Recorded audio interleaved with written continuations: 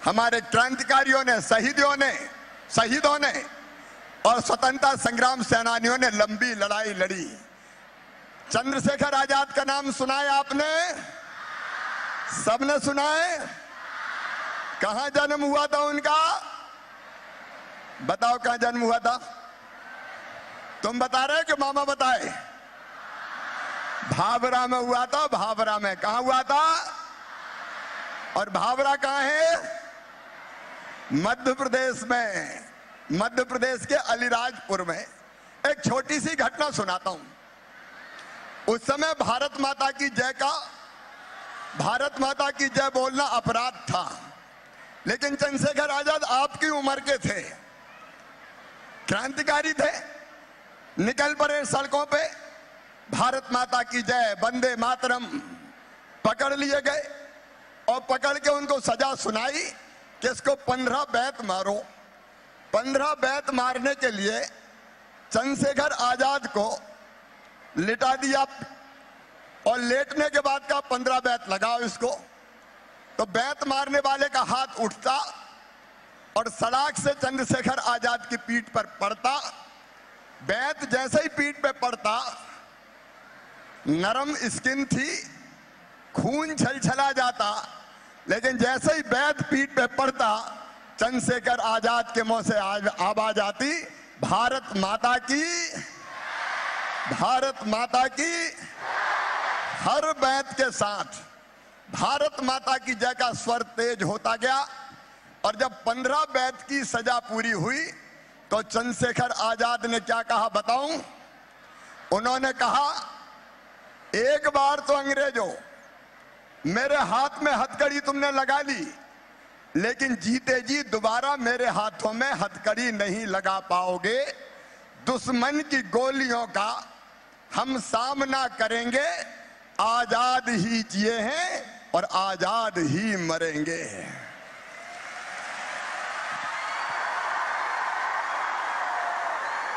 और जब प्रयागराज में एलिफेंट पार्क में अपने एक साथी के गद्दारी के कारण चंद्रशेखर आजाद घेर लिए गए, बहादुरी से उन्होंने अंग्रेजों का मुकाबला किया, कई अंग्रेज सैनिकों को मारा, लेकिन उनके पास एक पिस्तौल थी जिसको वो प्रेम से कहते थे माउजर थी। वो कहते थे ये दमतुल बुखारा है मेरा, दमतुल बुखारा। जब उनके पिस्तौल में आखिरी गोली बची तो उन्होंने भारत की माटी उठाई और उठा के कहा, मां मुझे माफ कर देना, मैं तेरी इतनी ही सेवा कर सका। और ये कह के कनपट्टी से नली लगाई और ट्रिगर दबा दिया। अंग्रेजों के हाथ में नहीं आए, देश के लिए शहीद हो गए। बोलो चंद्रशेखर आजाद की। एक नहीं अनेकों। शहीद आजम सरदार भगत सिंह, फांसी की सजा हो गई। दोस्तों ने योजना बनाई कि शहीद आजम सरदार भगत सिंह को जेल से छुड़ाना चाहिए। मिलके उनको योजना बताई कि हमने योजना बना ली आपको जेल से भगा के ले जाने की। गुस्से से भगत सिंह का चेहरा तमतमा गया। क्या भगत सिंह को क्या कायर समझते हो? मैं मौत से डरता हूं। तो मित्रों ने कहा कि नहीं, भगत सिंह कैसे कायर हो सकता है? भगत सिंह मौत से नहीं डरता, लेकिन एक भगत सिंह को फांसी लग गई और भगत सिंह अगर चले गए हमें छोड़ के तो फिर आजादी की लड़ाई कौन लड़ेगा? भगत सिंह का उत्तर था, शहीद आजम सरदार भगत सिंह का उत्तर कि फांसी लगेगी तो एक भगत सिंह तो मर जाएगा, लेकिन उसके रक्त की धार से सैकड़ों भगत सिंह पैदा हो जाएंगे जो तब तक लड़ेंगे जब तक कि देश स्वतंत्र ना हो जाए, भारत माता आजाद ना हो जाए। ऊधम सिंह का नाम सुना है आपने? शहीद ऊधम सिंह। जनरल डायर ने जलियांवाला बाग में आजादी के मांग करने वाले हमारे जो साथी थे, जिनमें बच्चे शामिल थे, महिलाएं शामिल थी, गोलियों से भुनवा दिया। जलियांवाला बाग लाशों से पट गया। उसी जलियांवाला बाग में 13-14 साल का एक बालक खड़ा था।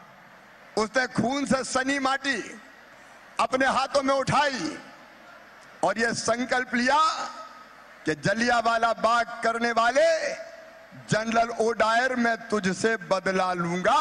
ये मेरे जीवन का संकल्प और उद्देश्य है। इंग्लैंड के उधम सिंह कई वर्षों तक उन्होंने छोटे छोटे काम किए।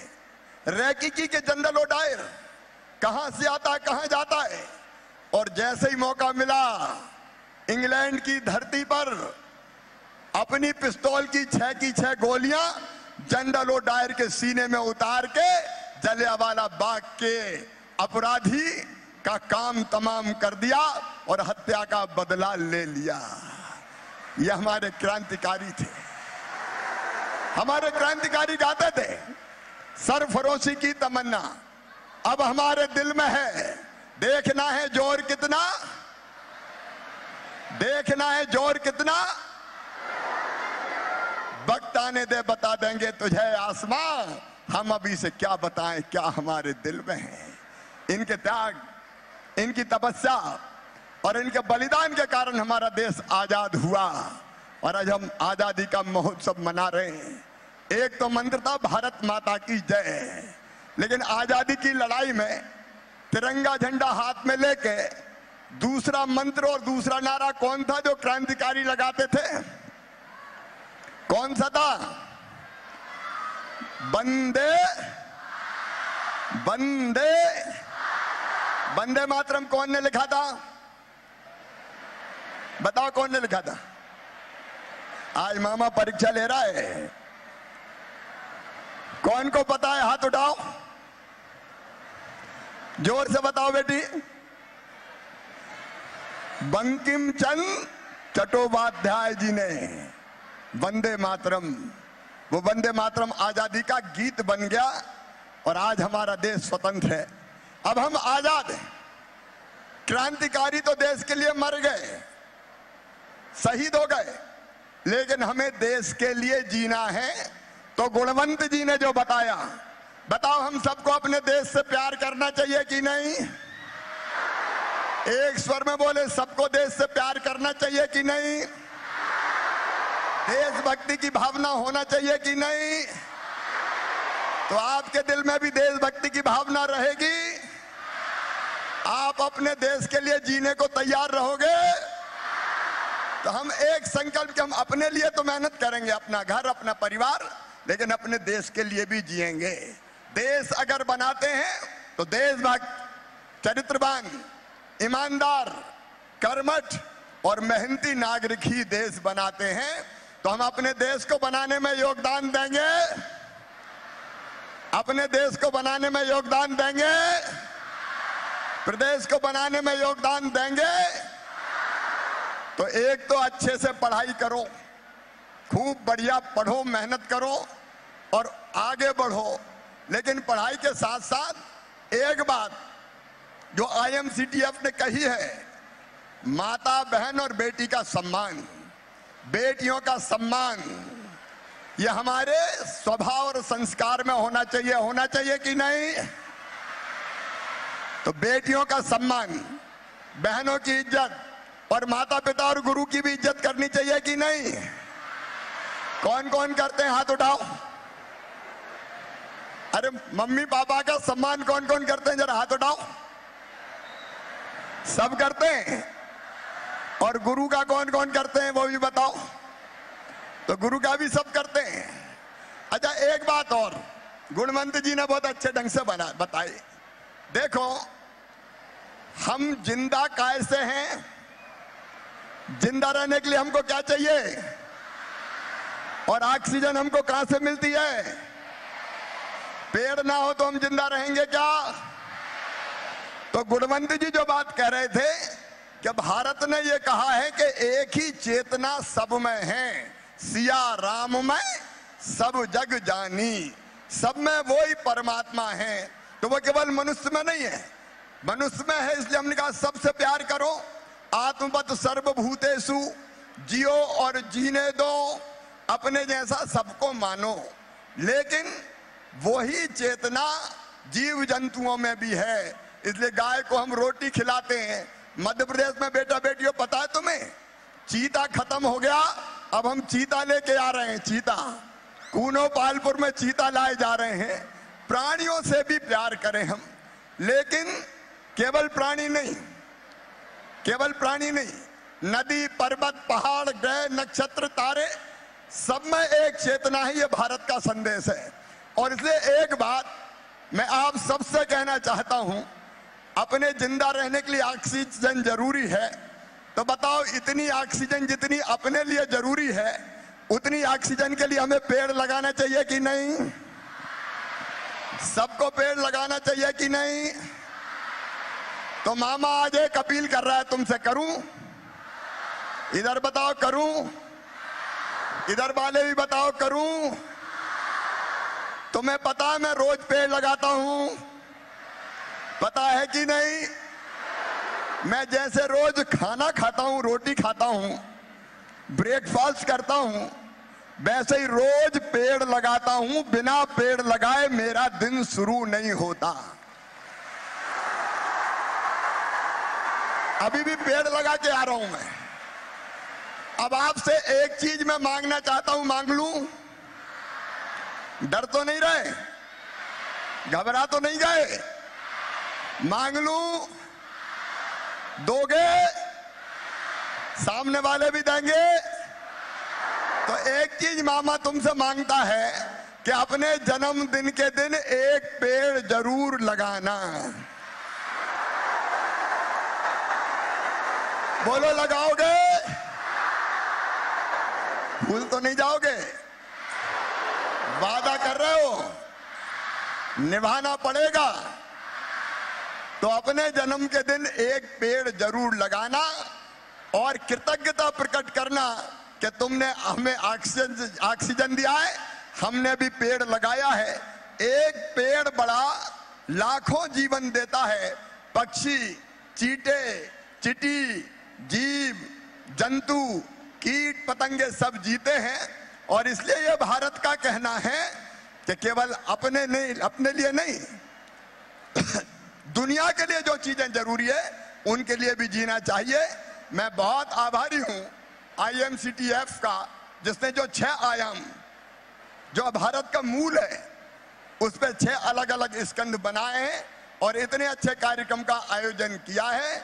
मेरे बेटे बेटियों, आओ हम संकल्प लें कि हम देश के लिए जिएंगे, देश के लिए जो बेहतर से बेहतर काम होगा वो करेंगे, माता पिता गुरु का सम्मान करेंगे, बेटियों की बहनों की इज्जत करेंगे, पर्यावरण बचाने में भी हम आगे आएंगे और जरूरत अगर पड़ी तो देश के लिए सर्वस्व न्योछावर कर देंगे।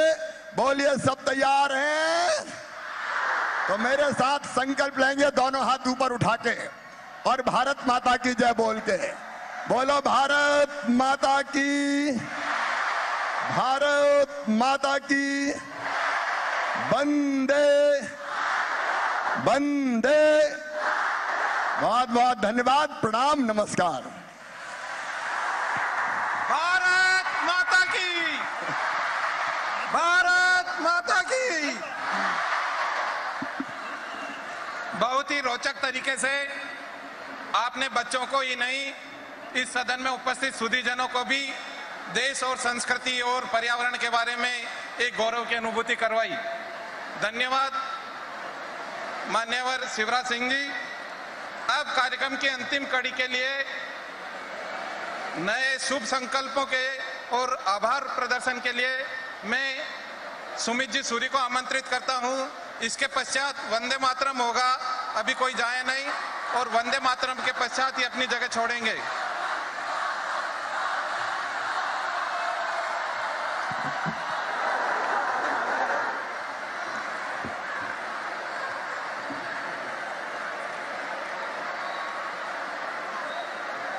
सर्वप्रथम मेरे माता पिता के चरणों में प्रणाम करता हूं, जिन्होंने मुझे बोलना सिखाया और यहां खड़े होने लायक बनाया।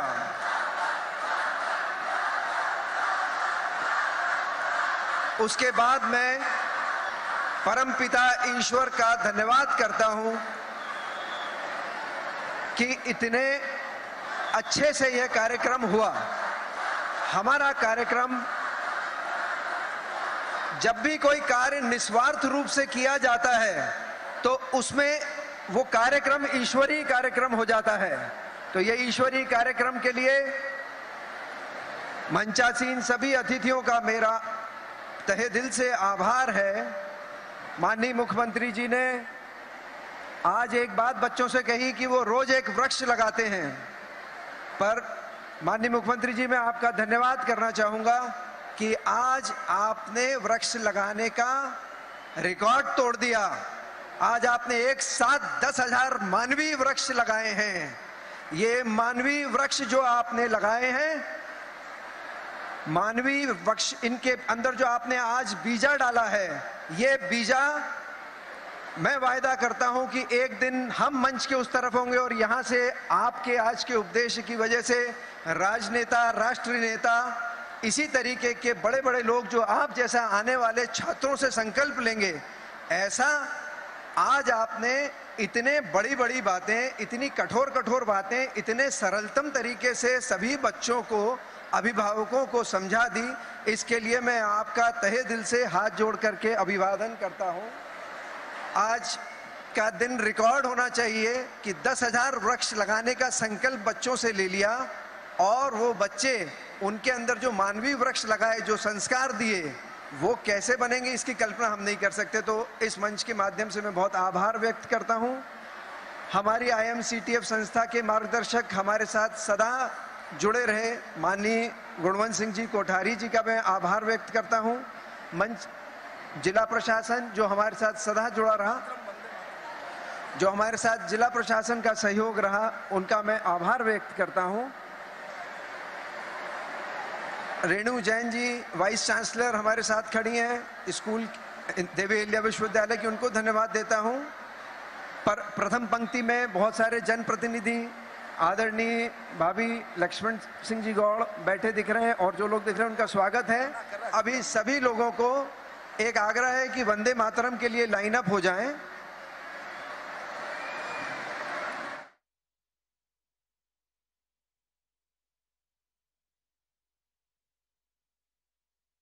ए से बच्चे जाएंगे तो उनके साथ जो टीचर्स हैं, जो शिक्षक शिक्षिकाएं हैं, वो अपने बस हेलो हेलो चेक, ठीक है, check.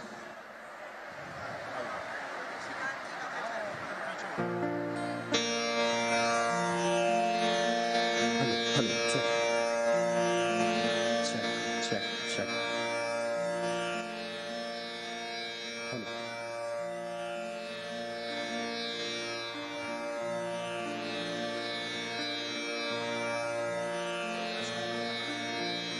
Hello hello check, hello hello check, hello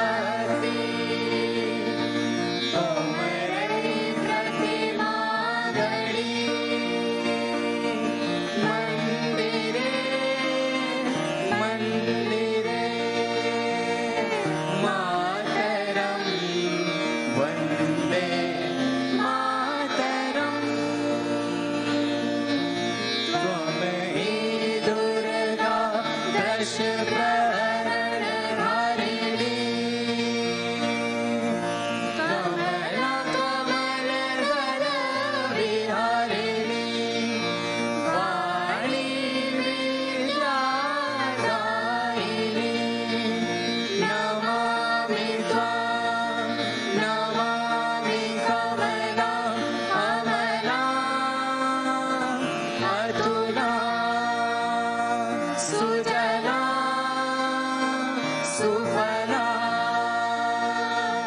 मातरम वंदे मातरम श्यामला सरला सुस्मिता भूषिता धरणिं भरणिं मातरं वन्दे मातरं वन्दे मातरं वन्दे मातरम्।